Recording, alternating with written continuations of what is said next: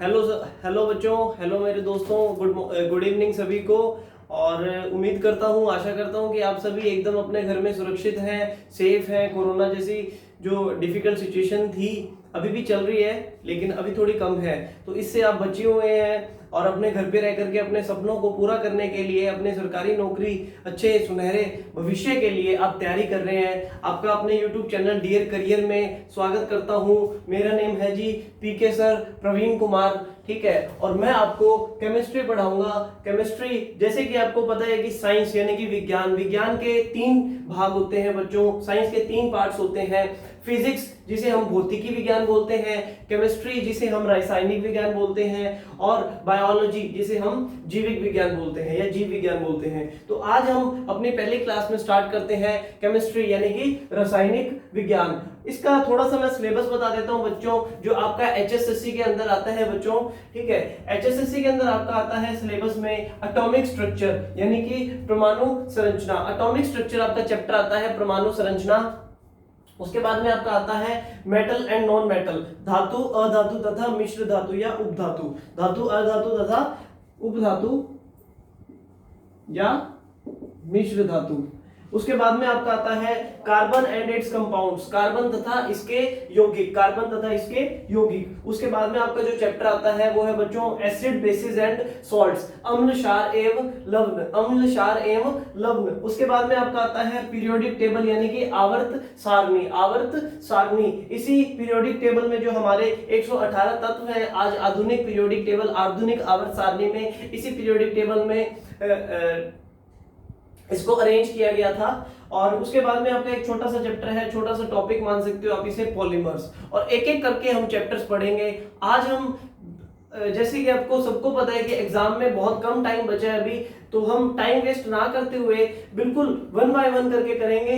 लेकिन जो सबसे ज्यादा इंपॉर्टेंट टॉपिक है, जिससे ज्यादा क्वेश्चंस बनते हैं, वो हम सबसे पहले करेंगे, ठीक है। तो आप इस चैनल को शेयर कर दो, सब्सक्राइब कर दो और अच्छे से कमेंट भी करना बच्चों, लाइक भी करना। और हम स्टार्ट करते हैं। चलिए, आज मैं आपको पहला चैप्टर जो है वो करवाऊंगा बच्चों metal, non metals and metalloids, धातु, अधातु तथा मिश्र धातु।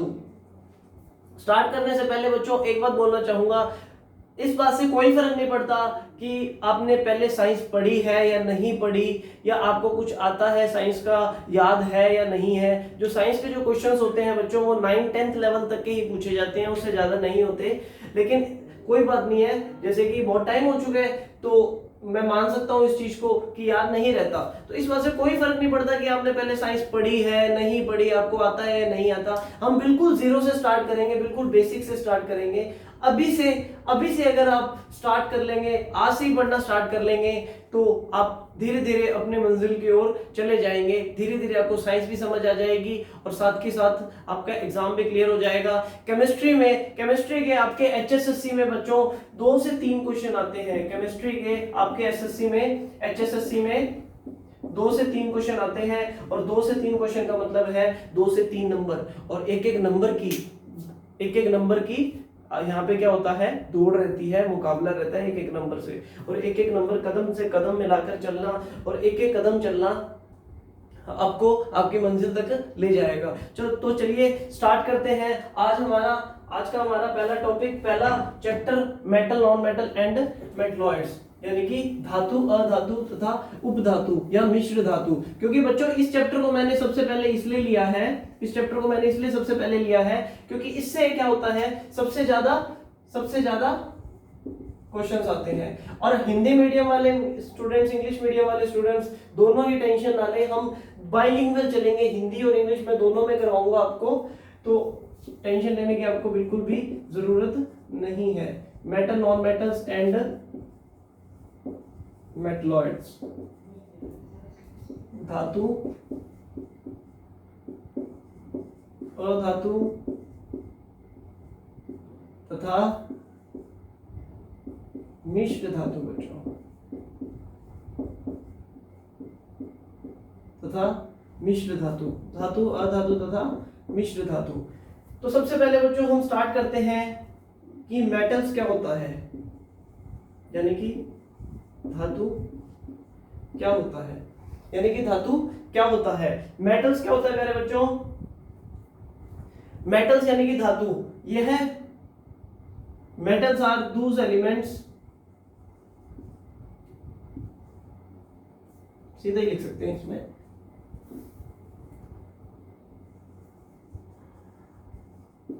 Elements that are electropositive in nature, electropositive in nature. कहने का मतलब है कि प्रकृति में धातु क्या होते हैं बच्चों, कौन से मेटल्स जो होते हैं वो क्या होते हैं, वह तत्व जो प्रकृति में, वह तत्व जो प्रकृति में विद्युत धनात्मक हो, विद्युत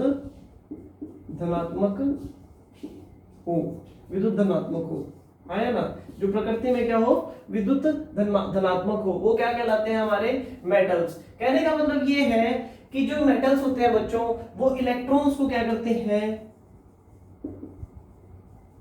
इलेक्ट्रॉन्स को क्या करते हैं, लूज करते हैं, इलेक्ट्रॉन्स को क्या करते हैं, लूज कर देते हैं, छोड़ देते हैं या दे देते हैं। इलेक्ट्रॉन्स को क्या कर देते हैं, ये छोड़ देते हैं, यानी कि लूज कर देते हैं। और इनके ऊपर अगर ये इलेक्ट्रॉन्स को लूज करते हैं तो इनके ऊपर चार्ज कौन सा आता है, इनके ऊपर बच्चों हमेशा पॉजिटिव चार्ज आता है। कौन सा चार्ज आता है, पॉजिटिव चार्ज, प्लस चार्ज आता है,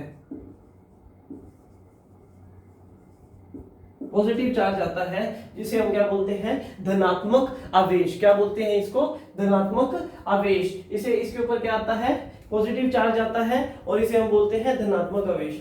फॉर एग्जाम्पल, मैं यहाँ पे एग्जाम्पल लिख देता हूं,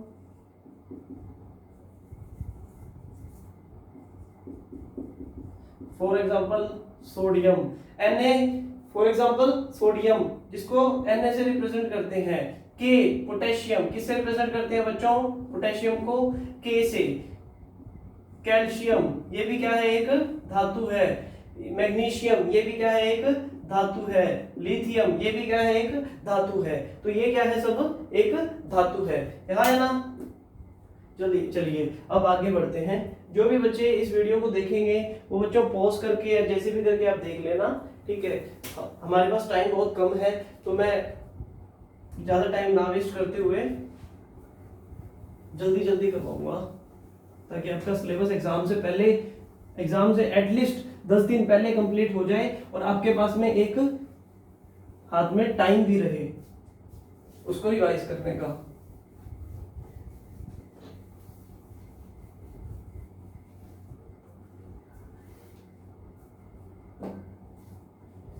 एक सेकंड बच्चों, बस पानी पी लूं।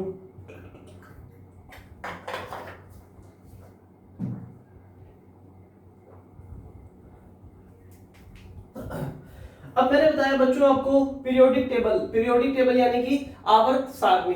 पीरियोडिक टेबल यानी कि आवर्त सारणी में बच्चों टोटल कितने तत्व होते हैं, टोटल कितने एलिमेंट्स होते हैं, टोटल होते हैं जी 118 एलिमेंट्स, 118 एलिमेंट्स होते हैं। इन 118 तत्वों में से कितने, इन 118 तत्वों में से 90 से 92 के बीच में क्या होते हैं, मेटल्स होते हैं। क्या होते हैं बच्चों, मेटल्स, यानी कि धातु होती है। इन 118 तत्वों में से 90 से 92 के बीच में मेटल्स यानी कि धातु होती है, हाँ या ना, जल्दी से बोलेंगे हाँ या ना।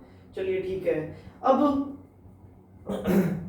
सॉरी, इनकी हम स्टडी करेंगे। अब बात क्या आती है बच्चों, अब बात आती है जो जितने भी ये मेटल्स होते हैं बच्चों, अब एक एक करके हम इसकी ना फिजिकल प्रॉपर्टीज पढ़ेंगे। ये मेटल्स जो हैं, अब एक एक करके हम इनके क्या पढ़ेंगे, फिजिकल प्रॉपर्टीज,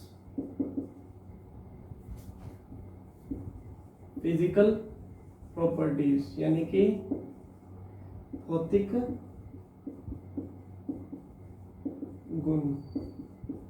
भौतिकी गुण पढ़ेंगे इनके, ठीक है। जैसे कि मेटल्स होते हैं वो सॉलिड होते हैं, ठोस होते हैं, सॉलिड यानी कि ठोस अवस्था में होते हैं, कुछ लिक्विड में भी होते हैं, और ये सब हम इसमें स्टडी करेंगे। तो सबसे पहले यहां से आपका क्वेश्चन बनता है,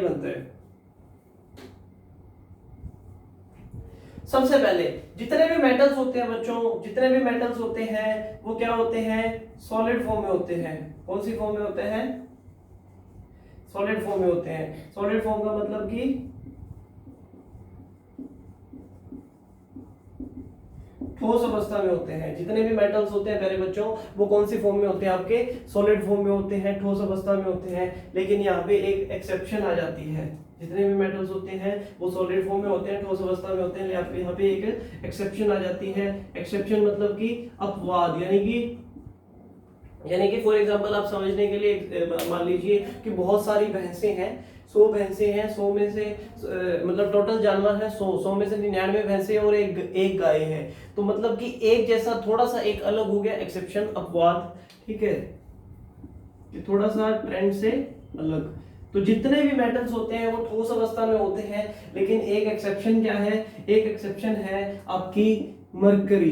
क्या, Hg से मरकरी को रिप्रेजेंट करते हैं, Hg से मरकरी को रिप्रेजेंट करते हैं। मरकरी को हिंदी में बोलते हैं पारा। क्या बोलते हैं प्यारे बच्चों, मरकरी को हिंदी में पारा बोलते हैं।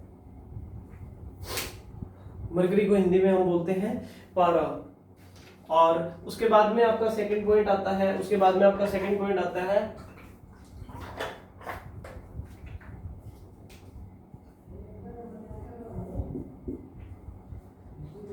जितने भी आपके मेटल्स होते हैं वो क्या होते हैं बच्चों, हार्ड होते हैं। क्या होते हैं, हार्ड। ये हार्ड का मतलब कि कठोर होते हैं। क्या होते हैं बच्चों, क्या होते हैं, मेटल्स हार्ड होते हैं, कठोर होते हैं। लेकिन यहाँ पे फिर से एक एक्सेप्शन आ जाती है, फिर से एक्सेप्शन क्या आ जाती है, यहाँ पे एक्सेप्शन आ जाती है बच्चों, सोडियम Na, पोटेशियम, नीचे लिख भी देता हूं मैं, SODIUM, POTASSIUM, पोटेशियम और लिथियम, सोडियम, पोटेशियम और लिथियम, LiTHIUM, ठीक है।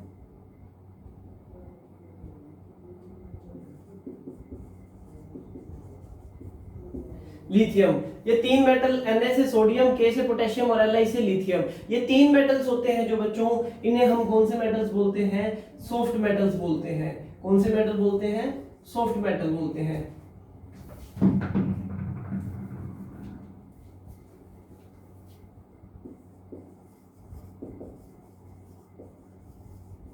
सॉफ्ट मेटल्स बोलते हैं। इसे जल्दी से लिख लेंगे, इसे हम सॉफ्ट मेटल्स बोलते हैं।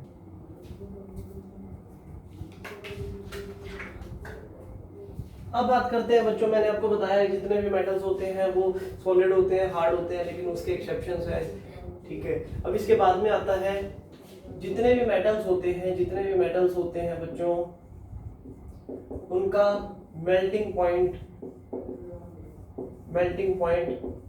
यानी कि गलनांक बिंदु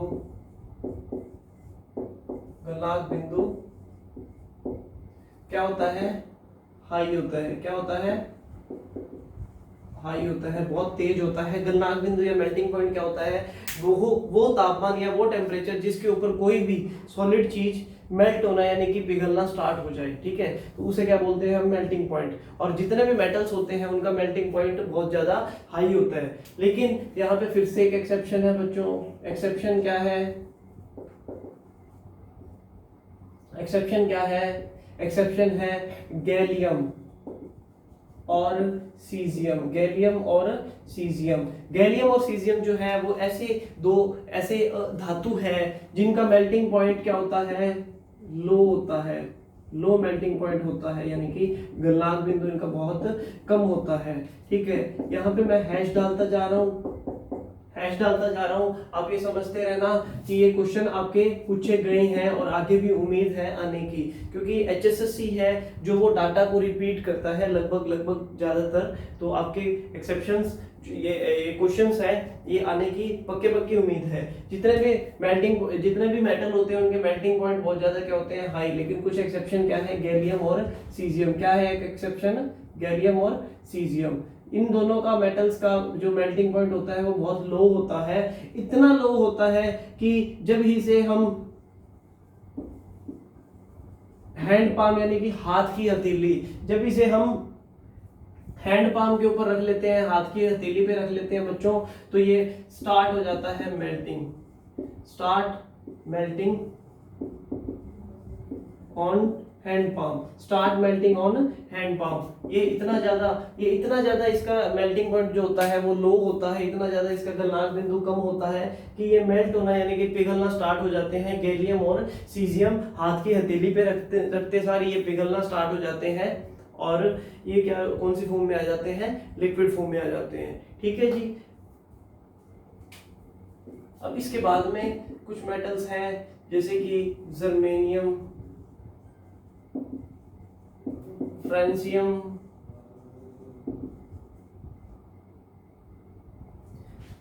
जिरकोनियम,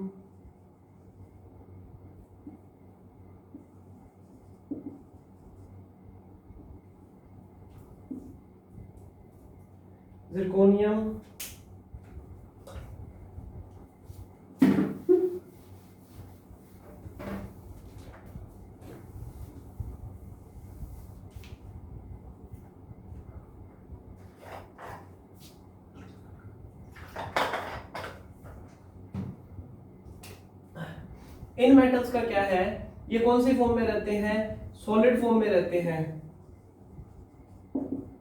एट लो टेम्परेचर,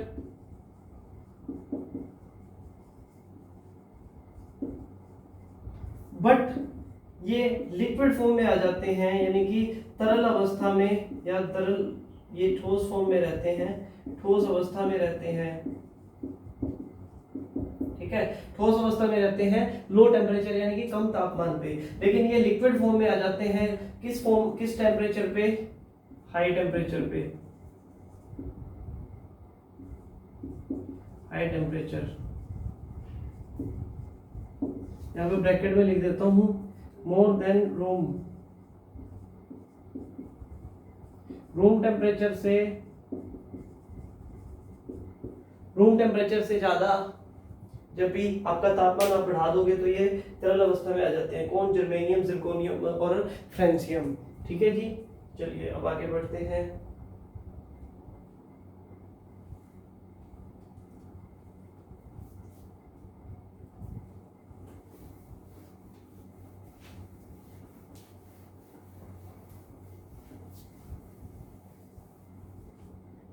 अब बात आती है बच्चों, जितने भी मेटल्स होते हैं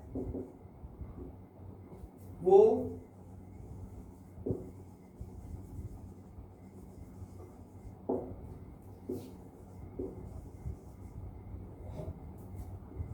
गुड कंडक्टर ऑफ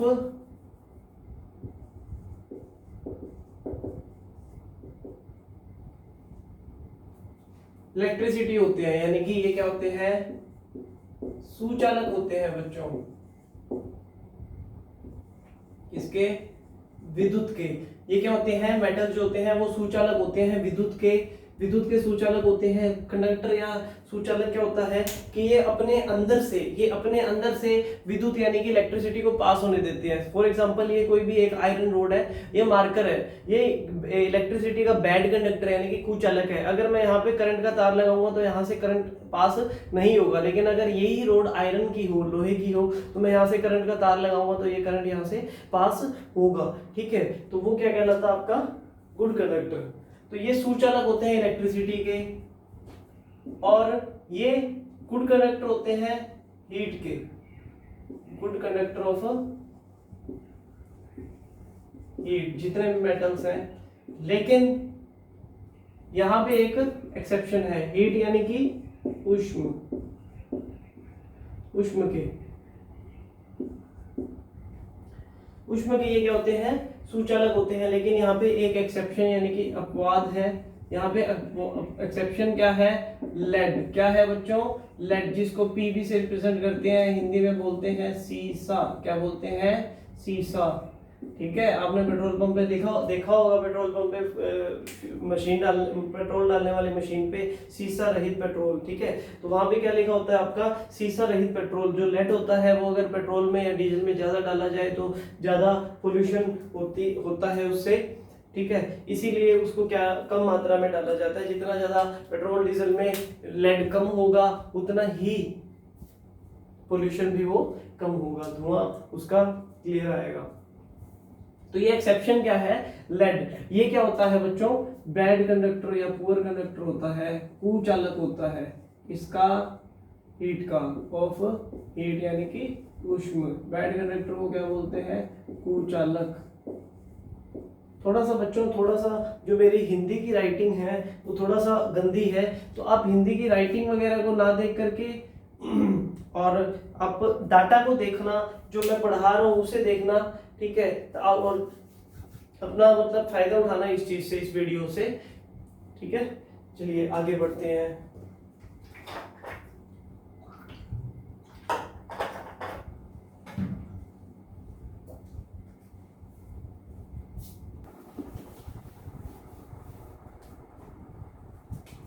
अब इसके बाद में आते हैं बच्चों, जितने भी मेटल्स होते हैं वो मैलिएबल होते हैं। क्या होते हैं, मैलिएबल। मैलिएबल यानी कि आघात वर्धनीय।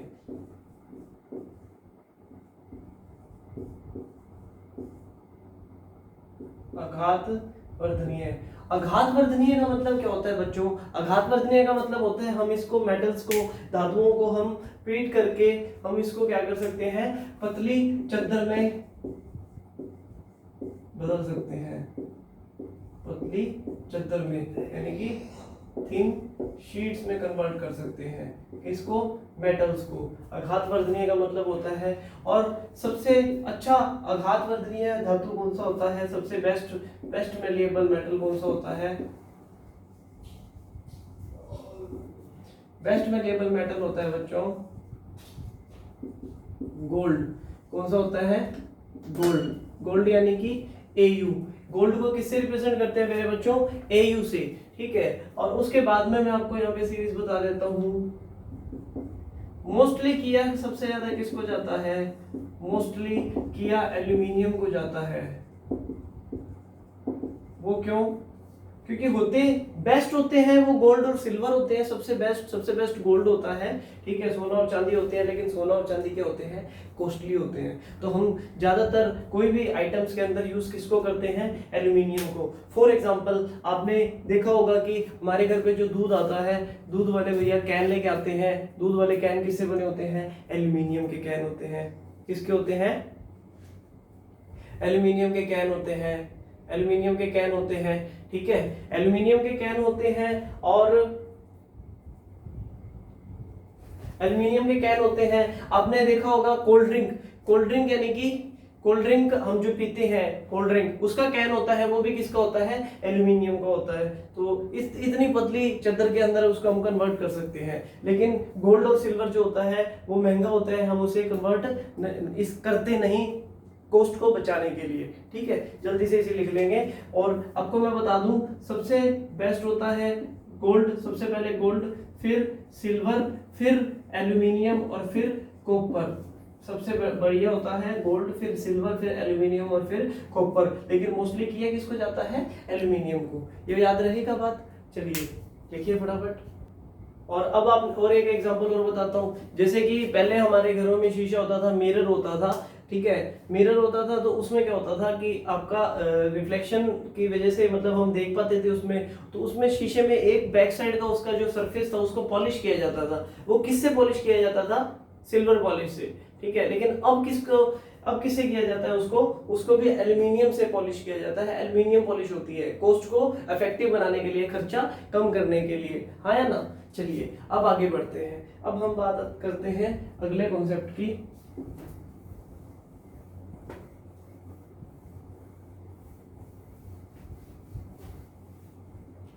डक्टिलिटी। डक्टाइल यानी कि तन्य। डक्टाइल मतलब कि जितने भी मेटल्स होते हैं वो डक्टाइल होते हैं, यानी कि तन्य होते हैं। इसका मतलब होता है इसको हम लॉन्ग वायर यानी कि पतली लंबी तार में इसको कन्वर्ट कर सकते हैं, पतली लंबी तार में इसको कन्वर्ट कर सकते हैं, किसे, धातुओं को। और बेस्ट मैलिएबल मेटल के साथ साथ बेस्ट डक्टाइल मेटल कौन सा होता है बच्चों, गोल्ड होता है। कौन सा होता है? गोल्ड को गोल्ड होता है Au, ठीक है, गोल्ड होता है। ये इतना ज्यादा होता है कि 1 ग्राम गोल्ड से हम 2 किलोमीटर लंबी वायर बना सकते हैं। 1 ग्राम गोल्ड से हम 2 किलोमीटर लंबी तार बना सकते हैं, ठीक है। और उसके बाद में आता है आपका, मैं आपको ये बता देता हूँ कि बेस्ट होता है गोल्ड, उसके बाद में फिर आपका आता है सिल्वर, उसके बाद में आपका आता है कॉपर, उसके बाद में क्या आता है? कॉपर, और फिर आता है आपका एल्यूमिनियम। इसे जल्दी से लिख लीजिए, फटाफट जल्दी से।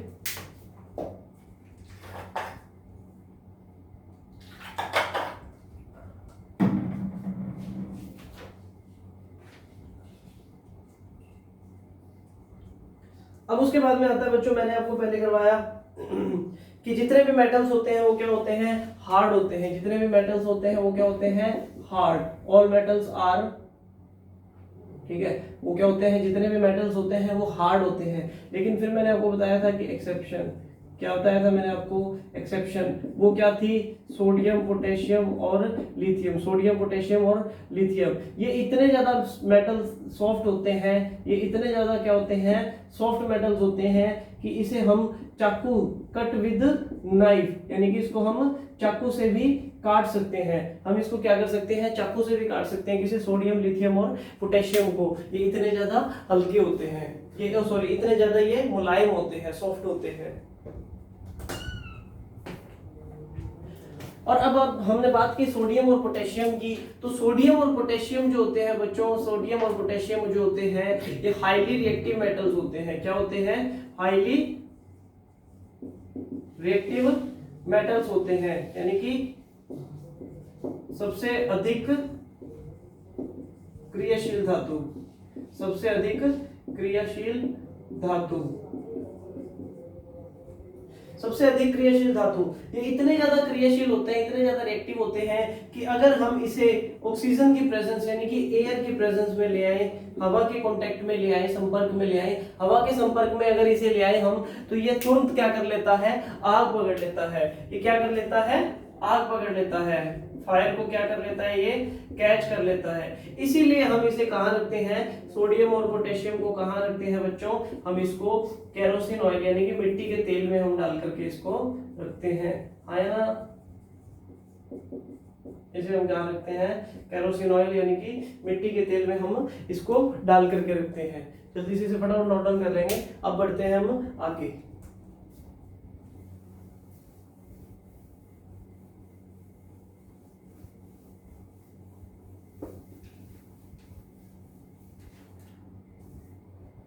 अब छोटे छोटे पॉइंट्स हैं। सबसे पहला पॉइंट है कि सबसे लाइट मेटल कौन सा होता है? सबसे लाइट मेटल, सबसे हल्की धातु, वो होती है जी लिथियम। क्या होती है? लिथियम।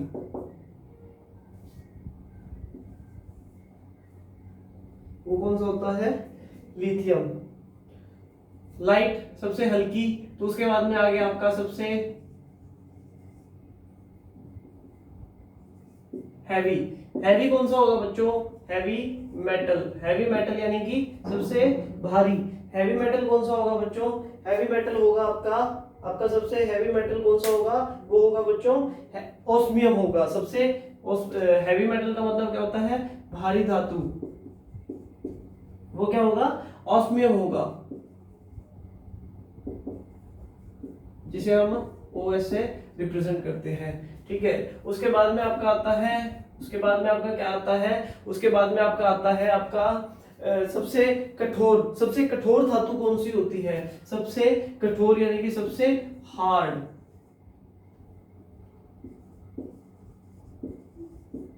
वो होती है जी आपका सफेद सोना बोलते हैं जिसे प्लेटिनम। क्या होता है? सफेद सोना यानी कि हार्ड मतलब कि सबसे कठोर धातु यानी कि प्लेटिनम, जिसे हम व्हाइट गोल्ड यानी कि सफेद सोना भी बोलते हैं। क्या बोलते हैं इसे? हम सफेद सोना के नाम से भी ये जानी जाती है। और ये क्वेश्चन बना हुआ है, ये क्वेश्चन भी बना हुआ है, इसे फटाफट लिख लेंगे।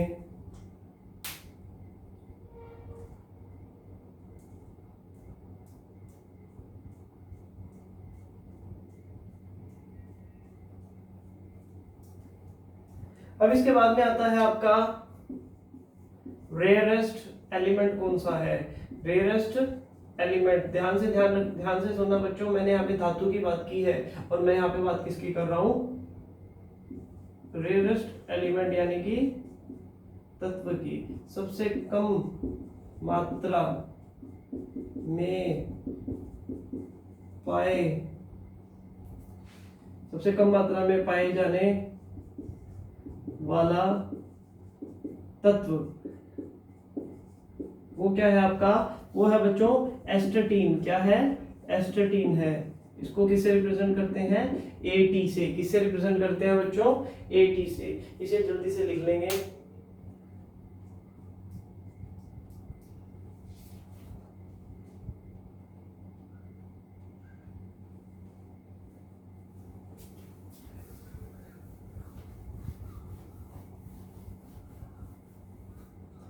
अब इसके बाद में आती है बात कि अर्थ क्रस्ट यानी कि भूपर्पटी में, भूपर्पटी यानी कि धरती के अंदर भूपर्पटी में पहली परत में, जो धरती के अंदर जो परतें होती है उसके अंदर अर्थ क्रस्ट में सबसे ज्यादा पाए जाने वाले, अर्थ क्रस्ट में सबसे ज्यादा पाए जाने वाले धातु कौन सी है, सबसे ज्यादा पाए जाने वाला मेटल कौन सा है, एलिमेंट कौन सा है, वो है जी एल्यूमिनियम। कौन सा है, एल्यूमिनियम। पहले नंबर पे तो है एल्यूमिनियम, दूसरे नंबर पे क्या है आपका आयरन। क्या है, आयरन, जिसको हम किससे रिप्रेजेंट करते हैं, Fe से। तो सबसे पहले नंबर पे पाए जाने वाला धातु कौन सा है आपका, अर्थ क्रस्ट पे सबसे पहले नंबर पे पाए जाने वाला कौन सा धातु है आपका, एल्यूमिनियम। और उसके बाद में दूसरे नंबर पे क्या है आपका आयरन। एल्यूमिनियम को किससे रिप्रेजेंट करते हैं, आपको एल्यूमिनियम को रिप्रेजेंट करते हैं Al से, और आयरन को किससे करते हैं हम, Fe से। इसे जल्दी से लिख लेंगे।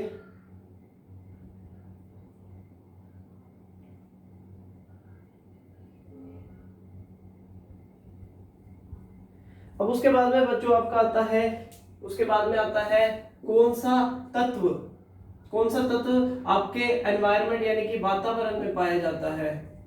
एनवायरनमेंट में कौन सा एलिमेंट, कौन सा एलिमेंट, वो है जी नाइट्रोजन। सबसे ज्यादा पाए जाने वाला, सबसे ध्यान से सुनना, शॉर्ट में लिख रहा हूं मैं, सबसे ज्यादा मात्रा में पाए जाने वाला वातावरण में कौन सा तत्व है, कौन सा तत्व है, वो है क्या है आपका नाइट्रोजन। वो क्या है, नाइट्रोजन, वो है आपका बच्चों नाइट्रोजन।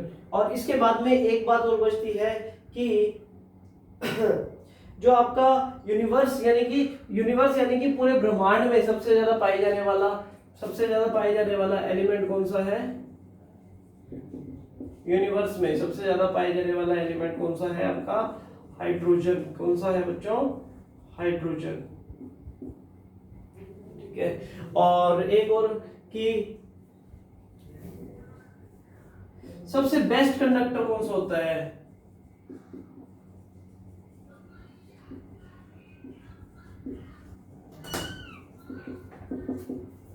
वो होता है बच्चों सिल्वर। क्या होता है, सिल्वर, जिसको हम किससे रिप्रेजेंट करते हैं, Ag से। किससे रिप्रेजेंट करते हैं बच्चों, Ag से। ठीक है, सिल्वर। चलिए, अब ये आपकी फिजिकल प्रॉपर्टीज कंप्लीट हुई। धातुओं के मैंने भौतिकी गुण करवा दिए हैं और कल हम करेंगे केमिस्ट्री के अगली पार्ट 2 वीडियोस में आएगा, वो आएगा आपका केमिकल प्रॉपर्टीज। ठीक है, 3 वीडियोस में हम इसको पूरा कर देंगे। ओके, उम्मीद करता हूँ आपको ये अच्छा लगा और इसको लाइक शेयर सब्सक्राइब करना बच्चों। हम लोग बहुत मेहनत कर रहे हैं, अभी तकरीबन 11 बज चुके हैं और चेहरा देख करके आपको पता भी लग रहा होगा कि काफी सारा पसीना आ रहा है, क्योंकि फैन नहीं चला सकते। फैन इसलिए नहीं चला सकते क्योंकि ये वॉइस आती है, हमारे पास अभी माइक भी नहीं है। तो उम्मीद करता हूँ कि आपको सभी समझ आया, आपको वीडियो अच्छा भी लगे, शेयर और सब्सक्राइब कर देना। तब तक के लिए नेक्स्ट पार्ट में मिलते हैं, तब तक के लिए जय हिंद।